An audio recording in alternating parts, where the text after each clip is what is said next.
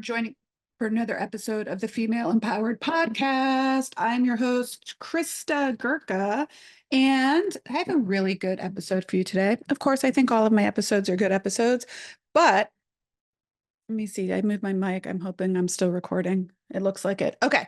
I'm going to talk about marketing, and I'm going to talk about the marketing strategies that built my studio to a 7+ figure studio annually. All right. So that does what I mean is Pilates in the Grove generates over $1 million annually in our business and our studios. Okay. So, and I get a lot of questions about marketing. It's a big world out there in terms of marketing, and what marketing basically is getting the right kind of people to know about you and your business, and then getting them to come into your studio, right? It is not sales. What you do inside your studio is where the sale and the transaction happens. The marketing happens before and then gets the right kind of people into your studio. Okay. So today, what I'm going to talk about is how you can develop an actual fully built out strategy, because the mistake that I see business owners make is that they're just piecemealing it. Everything is working in a silo. So maybe they have someone doing their Google ads, and then maybe someone's doing their Facebook ads, and they don't have their messaging right. One thing is your website looks like shit, and then you're doing all this marketing and you're sending people to a shitty website, and then that's their first impression of the studio. So it's really important, very important, so that you don't waste money and time, but more importantly, money on a system that is not going to work because you don't have all the pieces thought about. All right. So I'm going to actually walk you through the actual marketing strategy that we use at Pilates in the Grove that's generated millions for us, but also the same marketing strategy that we teach in my FitBiz Foundations mentorship and in the inner circle. Okay. So the first thing you need to do as a business owner is have a really good understanding of who your ideal client is. And if you're just like rolling your eyes, you've heard this before, and you want to get to the nitty gritty, that's like telling your client that's come into the studio for the first time and never done Pilates, like they're like, oh, I want to do teaser. And you're like, great, let's start with teaser right away. No, you would start with preparation, right? Nobody likes to do the boring foundational work, but it is important to understand who your ideal customer is and who your ideal buyer is. Who your ideal buyer is. All right. Because you could have a great offer, but you have to have people that are willing to pay you for that offer.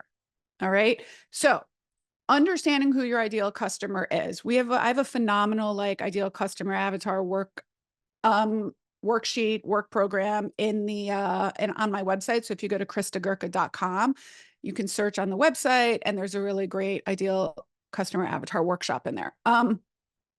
If you have a hard time knowing who your client is, who your ideal buyer is, you can start with who your ideal buyer is not. All right. Sometimes it's easier for people to say, well, who am I not for? Right. And then by process of elimination, you can start saying who you are for. So let me give you an example.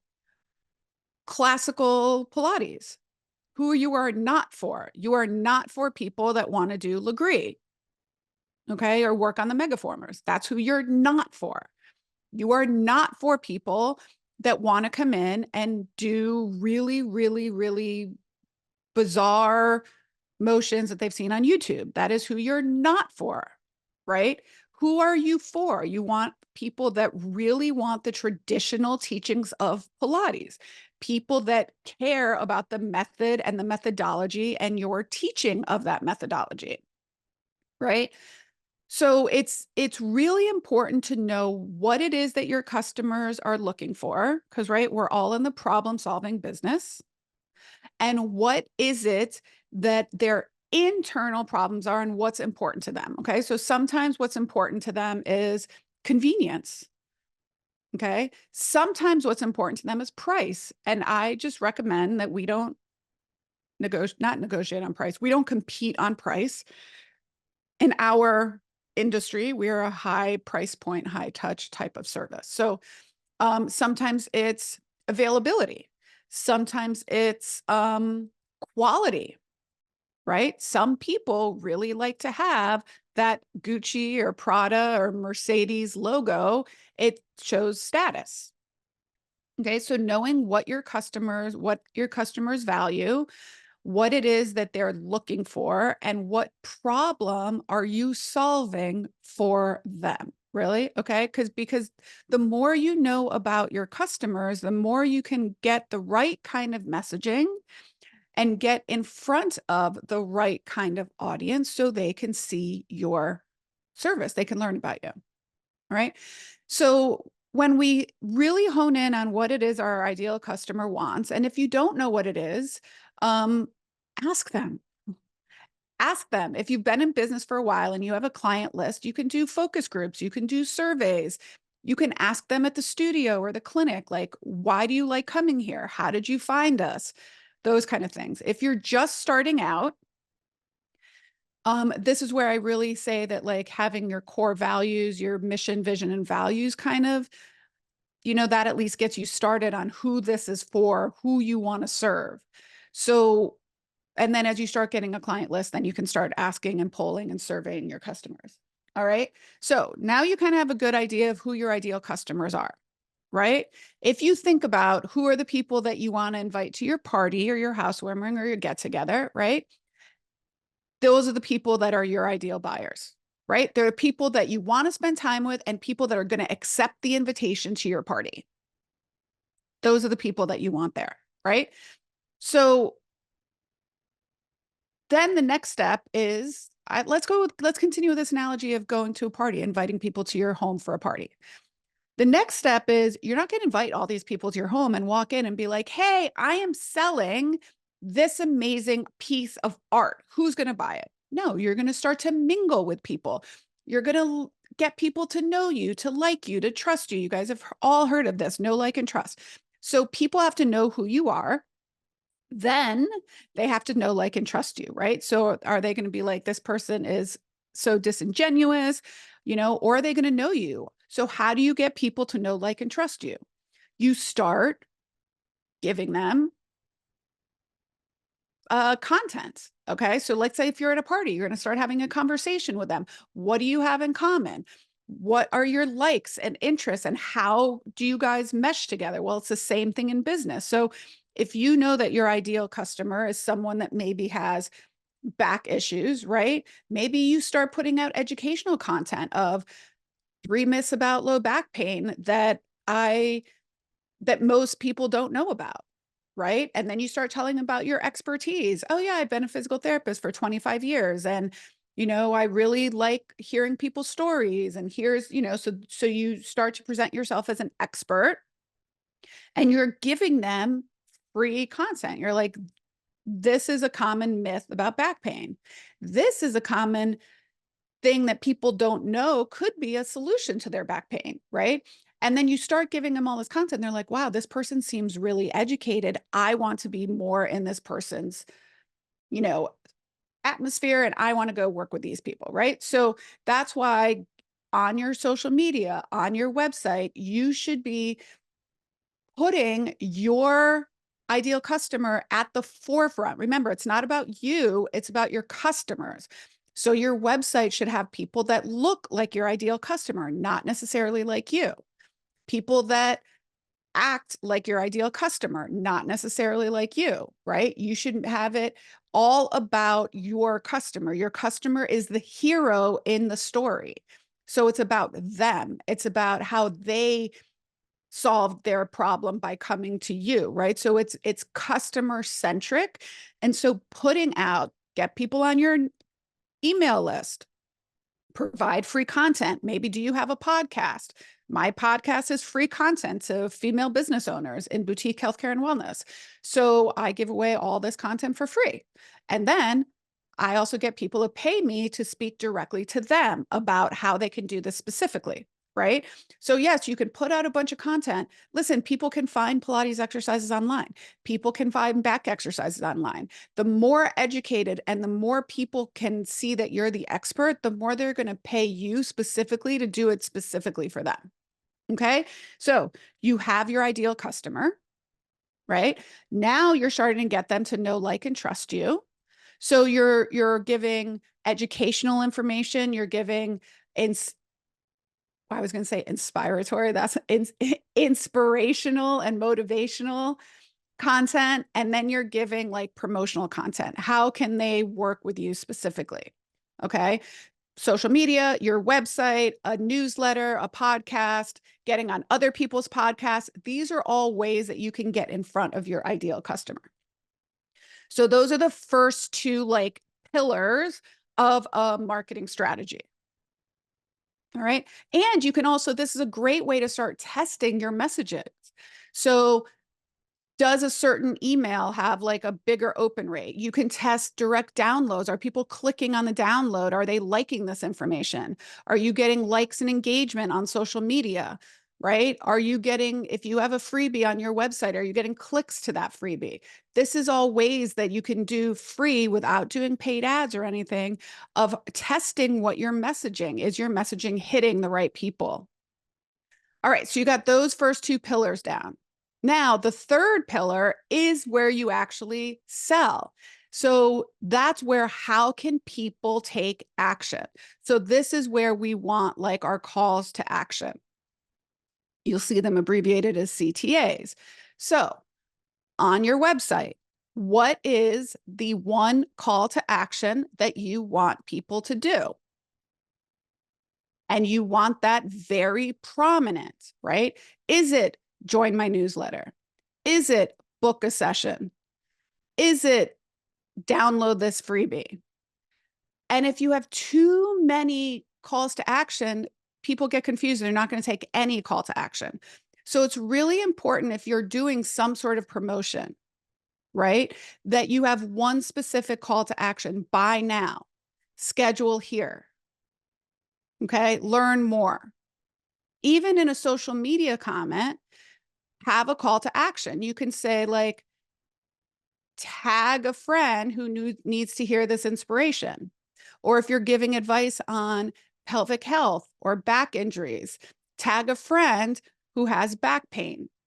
All right. Or comment back pain below, and I'll message you our 5 exercises to reduce back pain ebook or something to that effect.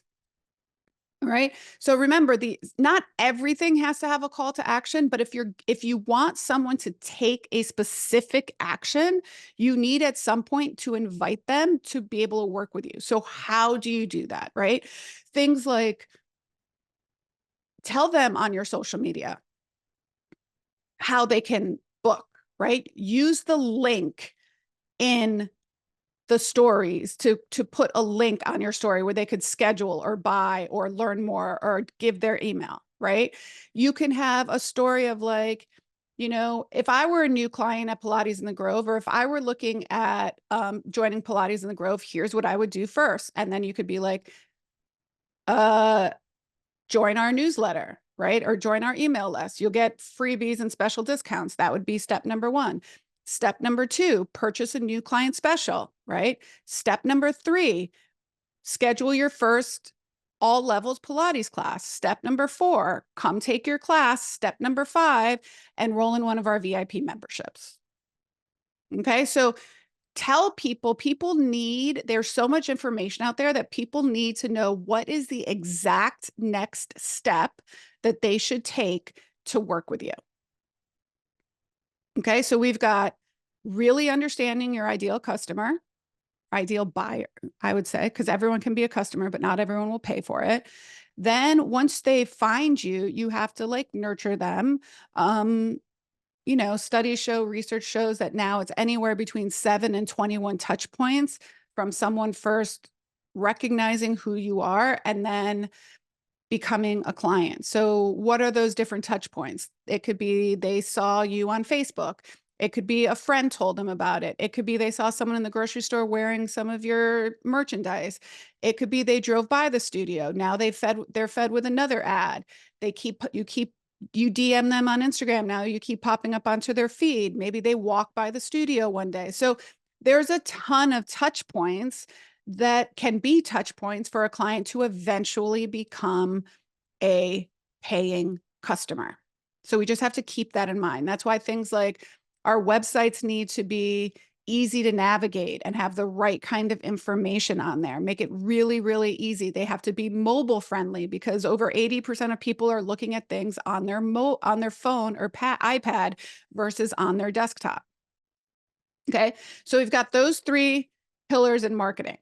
Now, the first two pillars people forget and the last two pillars people forget. So in marketing and sales, it is much easier to sell to a customer that's already bought from you than it is to continue to get new customers. It's easier and less expensive. So pillar number 4 in my marketing strategy is you serve and you retain your clients.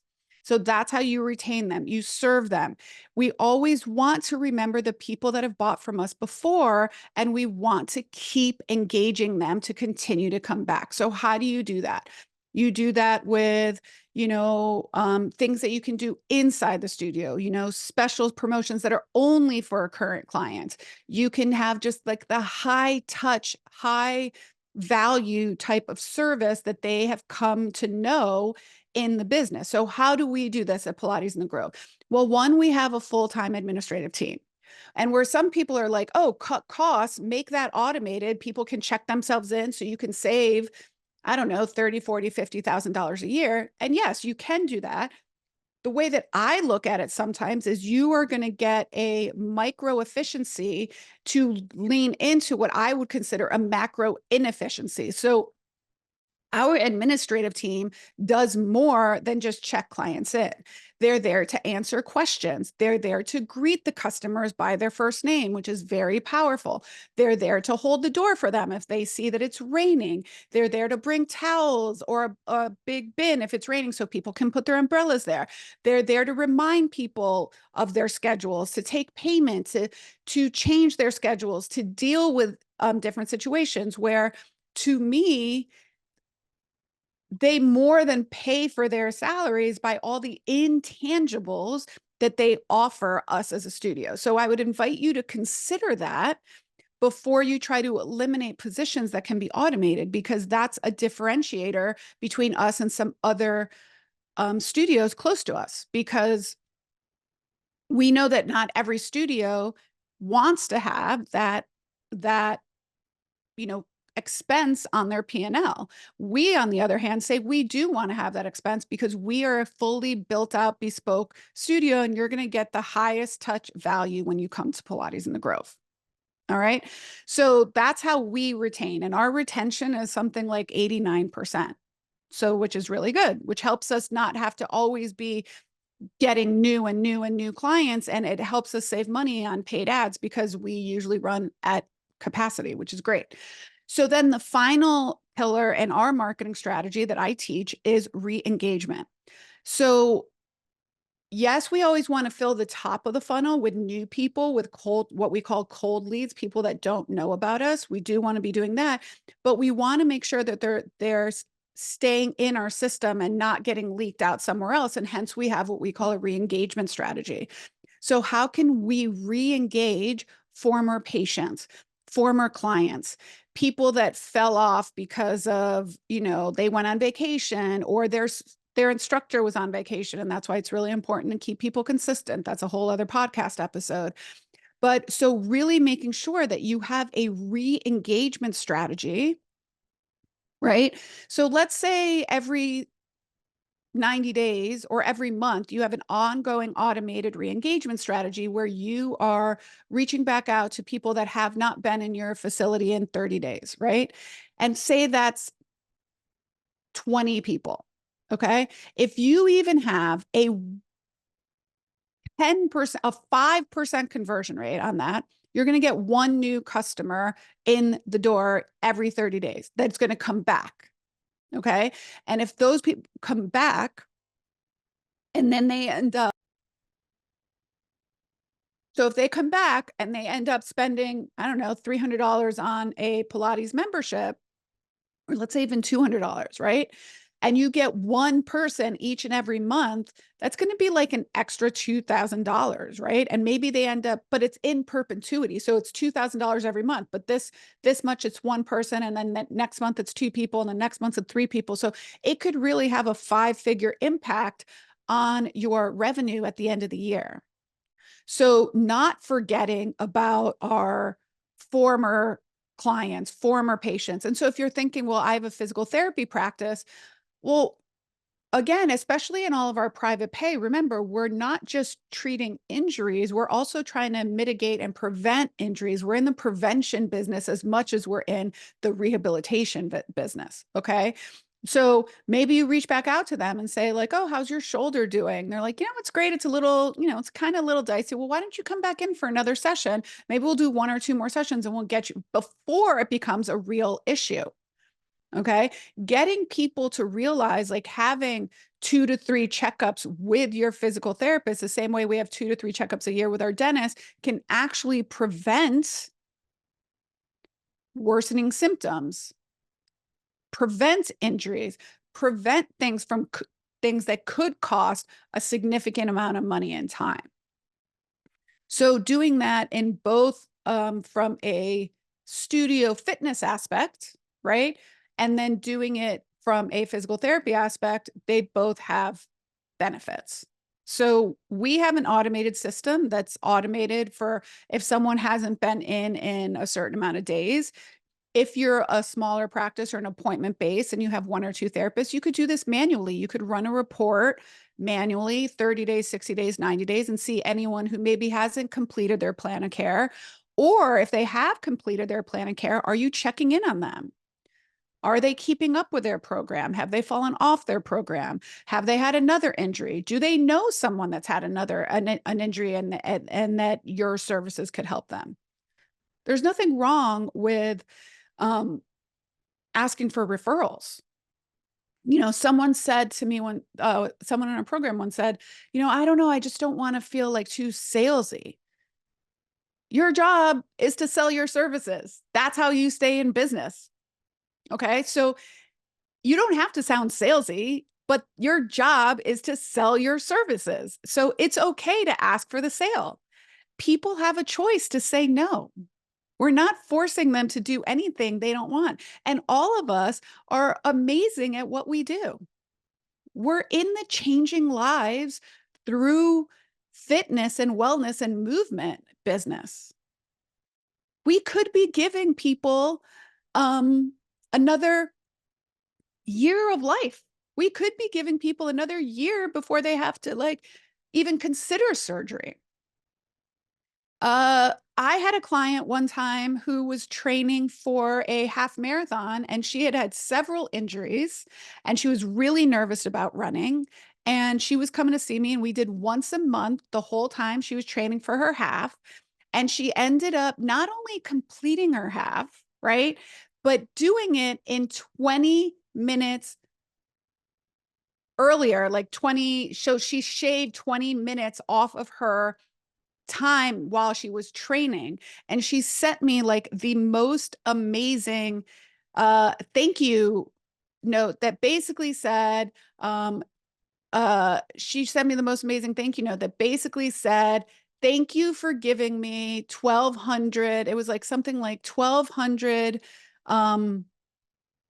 seconds, or it was basically like she was basically saying, you gave me time back in my life because I shaved X amount of minutes off of my marathon. And it was like so valuable to me to just say that, we have the opportunity in what we do for a living to really make a change in people's lives. And I think that's super exciting. And I want to get that message out to as many people as possible, right? I want other people to realize that they can do what they want to do. They can hike the Andes if they want when they're 70, right? They can go to Machu Picchu. They can there's whatever it is that they want to do, they can do with the right type of coaching. And we are part of that process for a lot of people. And so let's get as many people as we possibly can to know about us, know about our services, and get the opportunity to experience what it's like to live in a healthier body and in a more fit body and in a stronger body and in a healthier mind, body, and spirit, and feel what that feels like, right? People that are healthier, stronger, happy people, and they will be happier in their communities and happier in their families. And if we can all have like a small piece of making that happen, like how amazing is that, right? People, it's amazing. I mean, I think you can hear it in my voice. It gets me excited for the opportunity to be just a small part in my clients' lives that way. And that's how I feel about what I do in mentoring other women business owners. It gives me such joy to be able to help another female business owner tweak something in her business so that she gets 5 extra hours with her kids a week, or she gets $50,000 more in her salary that she can put towards her kids' college fund, or she gets $50,000 more in her salary so she can help an aging parent with home care, right? Or they can take 5 weeks off that they can go spend time camping or go visit their family or spend the last summer with their kids before they go to college, or put more money in their retirement so they can retire at 55 or 60 instead of having to work till 70.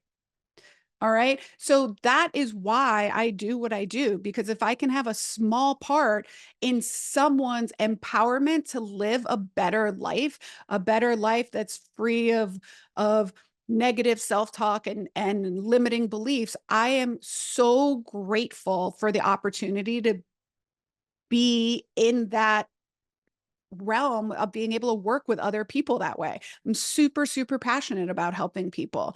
You know, why keep all the information that I've learned to myself? There's no winning in that. I want to share all the information I have with my patients, with my clients, with my team, with other business owners, because a rising tide raises all ships, right? And that's what I am here for, to make the world a better place, to change the face of boutique healthcare and wellness, like one female business owner at a time. And if you're as excited about that as I am, I'd love to work with you. I'd love to help you be able to help more people. I'd love to get your marketing strategies in place so that you can attract more customers that will benefit from your services. So let me not go too crazy off my soapbox and bring myself down a little bit, but let me just reiterate those 5 pillars that we talked about in terms of every time you do a marketing strategy. Okay, every time you do a marketing initiative.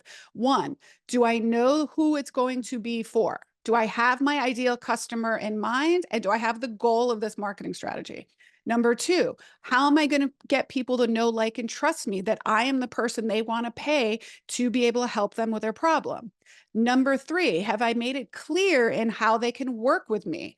Okay. Number 4, am I serving and retaining the customers that have already paid me? And number 5, have I been able to re-engage people that for some reason have fallen off? Right. Every time you do some sort of marketing initiative, make sure that every piece of that strategy is completely built out. All right. Okay.